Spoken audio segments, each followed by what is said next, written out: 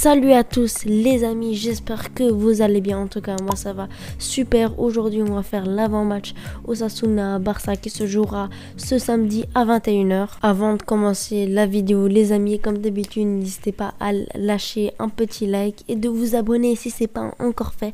On se rapproche petit à petit des 2000 abonnés, ça fait vraiment plaisir. Merci à tous. Et si vous n'avez pas vu le débrief du Barça qui s'est imposé 3-0 contre Séville, qui s'est qualifié en finale de Coupe du Roi, je vous invite à aller le voir, c'est dans la description et vous allez avoir la petite fiche en haut à droite de votre écran. Alors regardons un peu les derniers résultats d'Osasuna. Ils ont gagné 1-0 contre Alaves, ils ont également perdu 2-0 contre Séville, une victoire contre Levante, une victoire contre Eibar et une défaite contre le BD Séville. Donc globalement c'était plutôt des bons résultats pour une équipe qui joue le maintien. Ils ont du mal contre les gros, même contre Séville. J'ai regardé le match, Séville a eu assez de mal pour s'imposer. Séville qui vont moins bien en ce moment, ils ont perdu 3-0 comme je vous ai dit contre le Barça, ils ont aussi perdu 2-0 chez eux contre le Barça. En ce moment Séville ça va pas très bien. Et comme je vous ai dit, Osasuna a du mal contre les gros, mais j'ai envie de dire que c'est normal parce que c'est pas une équipe du top de la Liga. Ils jouent le maintien comme je vous l'ai dit. Et côté Barça, c'est une très bonne dynamique. Il y a eu la victoire 3-2 contre le Betis Séville, la victoire 5-1 contre Alaves. Il y a également aussi la défaite contre Paris, ça n'a pas besoin d'en parler. Le match nul 1-1 contre Cadiz, la victoire 3-0 contre Elche et la victoire encore une fois 2-0 contre Séville et la victoire 3-0 en Camp Nou qui nous envoie en finale de Coupe du Roi contre Séville 3-0. Point de vue classement, Osasuna est 12e et le Barça est 2e avec 5 points de retard sur l'Atlético Madrid qui a un match en moins, donc potentiellement ils peuvent être à 8 points, donc cette victoire est totalement obligatoire. Il va falloir absolument gagner tout simplement, c'est à l'extérieur. On sait que le Barça a énormément progressé à l'extérieur, franchement j'y crois. En fait tout simplement si on perd des points, ce sera quasi foutu la Liga. L'équipe a énormément de confiance parce qu'ils ont gagné Séville 3-0, ce n'est pas rien, sans prendre de but, donc la défense devient solide. On va parler de la composition un peu plus tard pour avoir une bonne attaque et également une défense solide. Osasuna qui devrait mettre le bus derrière, je pense qu'ils vont tout faire pour pas se prendre de but tout simplement, essayer de chercher un point, voire 3 points chez eux.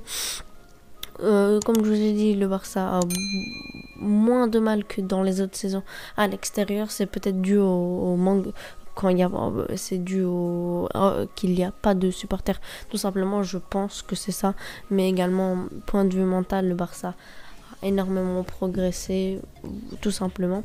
Donc pour les clés du match, ce sera tout simplement d'essayer de marquer un but dès le début du match, comme on a fait contre Séville vers les 15 premières minutes, ce serait l'idéal pour obliger Osasuna à avancer un peu. Et même un but contre les petites équipes, on a vu qu'on affronte, même 1-0, ils montent pas. Ils attendent l'erreur tout simplement. Les petites équipes montent leur bloc quand ils sont menés. Si jamais on leur met 2 buts, si jamais on met 2-0, c'est là où ils vont commencer à essayer de revenir. Mais à 1-0, ils vont rester bas. Ils vont essayer de jouer en contre-attaque. Et ils vont essayer d'avoir une petite erreur de l'anglais, de piquer, de la défense tout simplement. Donc ça, il va falloir faire attention, ne pas faire d'erreur. Il faut pas faire de penalty débile comme un peu l'anglais qui fait ça souvent. L'anglais qui revient bien, je trouve qu'il revient bien. Toute la saison il a eu un gros trou d'air, franchement il était extrêmement mauvais, il nous a coûté énormément de points et depuis 2-3 matchs ça va un peu mieux, mais franchement j'aime bien, j'ai vu qu'il prend des risques etc, mais je suis pas encore convaincu. Il va falloir qu'il enchaîne plus de matchs pour me convaincre qu'il est bon tout simplement, même s'il a été un très bon défenseur dans les dernières années. On a aussi Piqué qui devrait être absent malheureusement, il a une entorse au genou, j'espère qu'il sera là dans les prochains matchs si jamais il est absent contre Osasuna. On a aussi Dembélé qu'on a l'impression qu'il était blessé, mais apparemment il sera là contre Osasuna. Et franchement, s'il n'est pas là, ça me dérangerait pas vraiment parce que il enchaîne énormément de matchs. Il pourrait se reposer un peu pour jouer contre le PSG.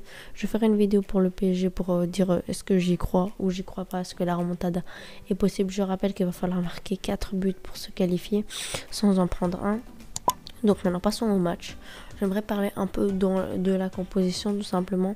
Une défense à 3 basique avec l'anglais, Umtiti et Mingueza. Si Araujo est là, Araujo à la place d'Umtiti, mais malheureusement Piqué est blessé. Donc il va falloir faire rentrer Umtiti dans le 11. En piston droit, Dest, à gauche, Alba, voilà, c'est du classique tout simplement. Dans notre milieu, Busquets, comme d'habitude, Pedri, si il est bien en forme, parce que normalement il devait être blessé 2-3 semaines, il a joué, il a fait une grosse performance. J'ai peur qu'il soit cramé tout simplement. De Jong, comme d'habitude, qui enchaîne énormément de matchs et qui est toujours aussi bon. Et en attaque, si jamais Dembélé n'est pas là, Messi, Griezmann et même s'il est là, moi je le mettrais sur le banc Dembélé pour qu'il se repose un peu et il pourrait rentrer si jamais on est en difficulté et si jamais on doit absolument marquer.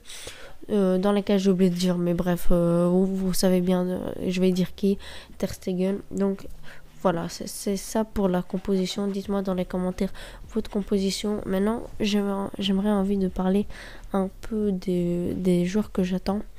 Déjà, j'attends énormément Mingueza qui fait des énormes performances dans les derniers matchs. Il peut devenir un énorme défenseur à l'avenir. S'il continue comme ça sur sa lignée, il va devenir un très grand défenseur, j'en suis persuadée. Griezmann également, si jamais il est titularisé, franchement, il a été énormément sur le banc.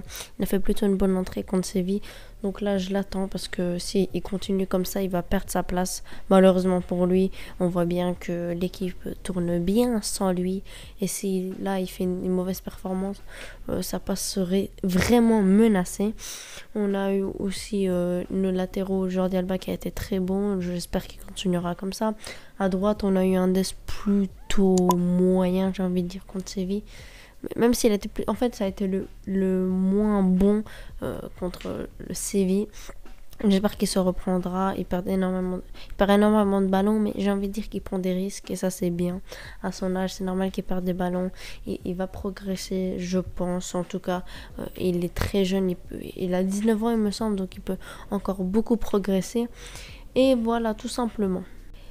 N'hésitez pas à me dire votre pronostic dans les commentaires. Franchement, moi, je vois une victoire. Allez, j'ai envie de dire 0-4. Franchement, 0-4, je pense.